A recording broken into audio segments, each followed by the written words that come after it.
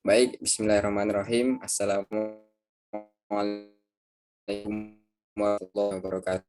Kami dari kelompok 6 Fikih Munakahat pada kesempatan kali ini akan mempresentasikan materi kami mengenai iddah dan tantangan teknologi modern. Di sini saya Muhammad Ahmad Faris selaku moderator akan memoderatori presentasi kelompok kami. Langsung saja untuk presentator pertama, yakni saya sendiri, Muhammad Ahmad Khairi. Saya akan menyampaikan materi mengenai pengertian iddah. Menurut bahasa, kata iddah berasal dari kata ada, yakni bilangan, dan ihsak atau perhitungan. Seorang wanita yang menghitung dan menjumlah hari dan masa haid, masa suci. Menurut istilah, kata iddah ialah sebutan atau nama seorang kawinan setelah ia ditinggalkan mati oleh suaminya atau setelah diceraikan, baik dengan menunggu kelahiran bayinya akhirnya beberapa kurun atau beberapa bulan yang sudah ditentukan. Kata iddah berasal dari bahasa Arab yang berarti menghitung, menduga, atau mengira. Menurut istilah, ulama-ulama memberikan pengertian sebagai berikut. Yakni yang pertama, Syarbini Khotib dalam kitabnya Mughnil Muhtaj mendefinisikan iddah dengan iddah adalah nama masa menunggu bagi seorang perempuan untuk mengetahui kekosongan rahimnya atau karena sedih atas meninggal suaminya. Yang kedua, menurut Dr. Andes Abdul Fattah Idris dan Dr. Andes Abdul Mahadi memberikan pengertian iddah dengan masa yang tertentu untuk menunggu hingga seorang perempuan kebersihan rahimnya sesudah bersalin. Berikutnya pengertian menurut Profesor Abdurrahman PhD memberikan pengertian bahwa iddah ini dengan suatu masa penantian seorang perempuan sebelum kawin lagi setelah kematian suaminya atau bercerai darinya. Selanjutnya pengertian menurut Said Sabiq yakni memberikan pengertian bahwa iddah adalah masa lamanya bagi perempuan atau istri untuk menunggu dan tidak boleh kawin setelah kematian suaminya. Selain pengertian di atas, banyak lagi pengertian lain yang diberikan para ulama. Namun pada prinsipnya pengertian tersebut hampir sama maksudnya, yaitu masa tunggu bagi seorang perempuan untuk bisa rujuk lagi dengan bekas suaminya atau batasan untuk boleh kawin lagi. Baik, itu saja yang bisa saya sampaikan mengenai pengertian iddah. Untuk materi selanjutnya akan disampaikan oleh Saudari Mutiara Aisyah. Kepadanya kami persilakan. Baik, terima kasih. Selanjutnya adalah mengenai dasar penetapan. Yang pertama ada dalam Quran Surat Al-Baqarah ayat 228 yang artinya wanita-wanita yang ditalak hendaklah menahan diri menunggu selama 3 masa kuruk. Tidak boleh mereka menyembunyikan apa yang diciptakan Allah dalam rahimnya jika mereka beriman kepada Allah dan hari akhirat. Dan suami-suaminya berhak merujukinya dalam masa menanti itu jika mereka para suami menghendaki islah. Selanjutnya, Surat At-Tolak ayat 4 yang artinya dan perempuan-perempuan yang tidak haid atau menopause di antara perempuan-perempuan. Jika kamu ragu-ragu tentang masa iddahnya, maka masa iddah mereka adalah 3 bulan. Dan begitu pula perempuan-perempuan yang tidak haid. Dan perempuan-perempuan yang hamil, waktu iddah mereka itu ialah sampai mereka melahirkan kandungannya. Dan barang siapa yang bertakwa kepada Allah, niscaya Allah akan menjadikan baginya kemudahan dalam urusannya. Kemudian materi selanjutnya adalah macam dan bentuk iddah. Berdasarkan cara menghitungnya, ulama mengklasifikasikan iddah menjadi 3 macam, yakni berdasarkan quru, haid atau suci, berdasarkan hitungan bulan, dan kelahiran bayi. Yang pertama, iddah berdasarkan quru, haid atau suci. Sebagaimana telah disepakati ulama fikih, wanita merdeka maupun budak wanita yang diceraikan oleh suaminya yang masih mempunyai masa haid sebagaimana biasanya, maka ia wajib untuk beriddah dengan perhitungan quru. Pada surah Al-Baqarah ayat 288 dijelaskan bahwa wanita yang diceraikan harus beriddah selama 3 kali quru. Namun kemudian mengenai istilah quru ini, ulama berbeda pendapat dalam memahaminya. Yang pertama, pendapat bahwa quru itu adalah suci dari haid. Ulama yang mengemukakan pendapat ini adalah mazhab Maliki, Syafi'i, dan Hanabilah.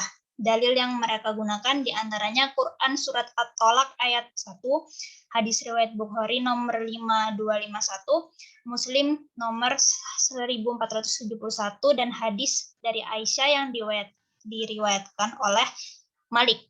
Pendapat yang kedua yaitu quru merupakan haid, itu dikemukakan oleh Ibnu Mas'ud, mazhab Hanbali, dan Hanafi. Dalil yang digunakan yaitu antara lain Quran Surat Al-Baqarah ayat 288 serta hadis dari Ibnu Umar yang diriwayatkan oleh Ibnu Majah. Yang kedua adalah iddah berdasarkan hitungan bulan. Berdasarkan kesepakatan ulama fikih, perhitungan iddah dengan bulan ditetapkan bagi 2 kategori wanita berikut. Yang pertama adalah wanita yang sudah menopause atau tidak lagi haid dan yang belum haid. Berdasarkan surah At-Talaq ayat 4, iddah mereka adalah 3 bulan. Yang kedua adalah wanita yang ditinggal suaminya wafat. Berdasarkan surah Al-Baqarah ayat 234, maka iddah mereka adalah 4 bulan 10 hari. Yang terakhir adalah iddah berdasarkan kelahiran bayi. Berdasarkan surat At-Tolak ayat 4, wanita yang diceraikan dalam keadaan hamil, maka masa iddahnya ialah hingga ia melahirkan bayinya. Bagi wanita hamil yang berpisah dengan suaminya lantaran ditinggal meninggal, berdasarkan kesepakatan jumhur ulama fikih, iddah wanita tersebut selesai ketika ia sudah melahirkan bayinya. Jadi bila telah lahir bayinya, maka tidak perlu menunggu 4 bulan 10 hari apabila ia ingin menikah lagi. Demikian yang dapat saya sampaikan, saya kembalikan kepada moderator.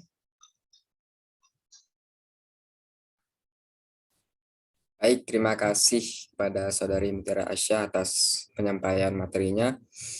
Untuk materi berikutnya, yakni akan disampaikan oleh Saudari Dewi Husnul Karomah. Kepadanya kami persilakan. Baik. Assalamualaikum warahmatullahi wabarakatuh. Saya Dewi Husnul Karomah akan memaparkan materi selanjutnya, yaitu iddah dan ilmu pengetahuan modern.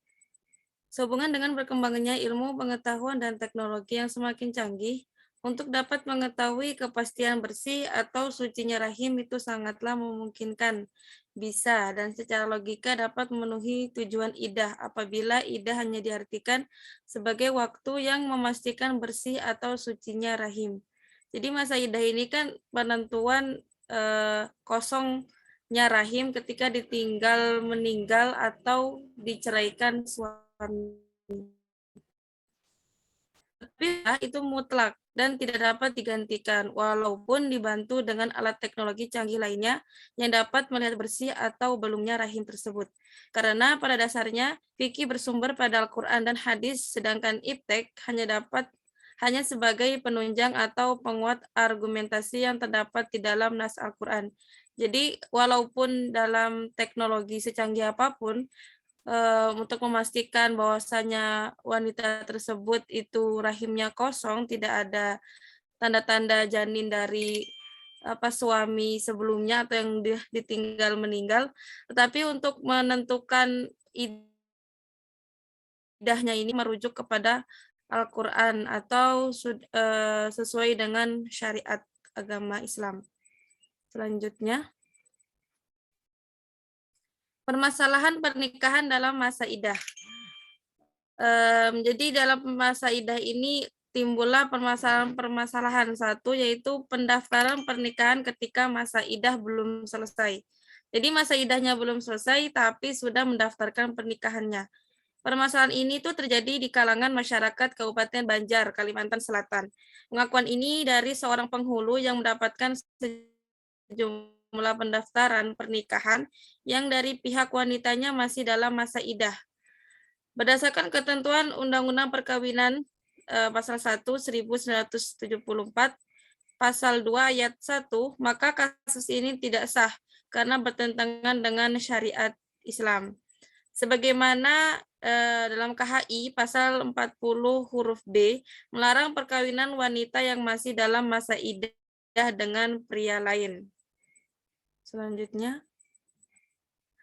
2. Keguguran yang disengaja atau aborsi untuk menyudahi masa iddah. Menurut hukum Islam, dan itu sesuai dengan pendapat di kalangan fuqaha, janin yang sudah berusia 120 hari haram untuk melakukan aborsi, sedangkan janin yang masih belum berusia 120 hari terdapat perbedaan pendapat mengenai hukumnya, yaitu boleh, makruh, atau sampai haram. Aborsi secara jelas itu dilarang, baik menurut hukum Islam maupun hukum positif yang berlaku di Indonesia. Dalam buku 2 KUHP bab 14. Apabila seorang wanita hamil dalam masa iddah melakukan aborsi, karena masa iddah wanita hamil melahirkan atau keguguran dengan tujuan untuk segera melaksanakan pernikahan, maka status pernikahan batal demi hukum. Jadi permasalahan-permasalahan tadi itu tidak menjadikan atau menghalalkan kalau dalam masa iddah itu boleh menikah dengan alat teknologi yang sangat canggih ataupun digugurkan atau dengan aborsi, maka ketika dilaksanakan sebuah pernikahan tersebut, maka secara syara ataupun hukum status pernikahan itu akan batal. Mungkin hanya itu yang dapat saya sampaikan. Kurangnya mohon maaf. Assalamualaikum warahmatullahi wabarakatuh.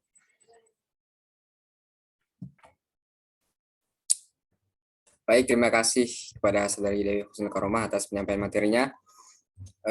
Baik teman-teman sekalian, demikianlah presentasi kami dari kelompok 6 mengenai iddah.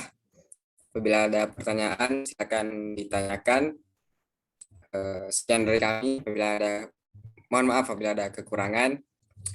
Saya pamit undur diri. Assalamualaikum warahmatullahi wabarakatuh.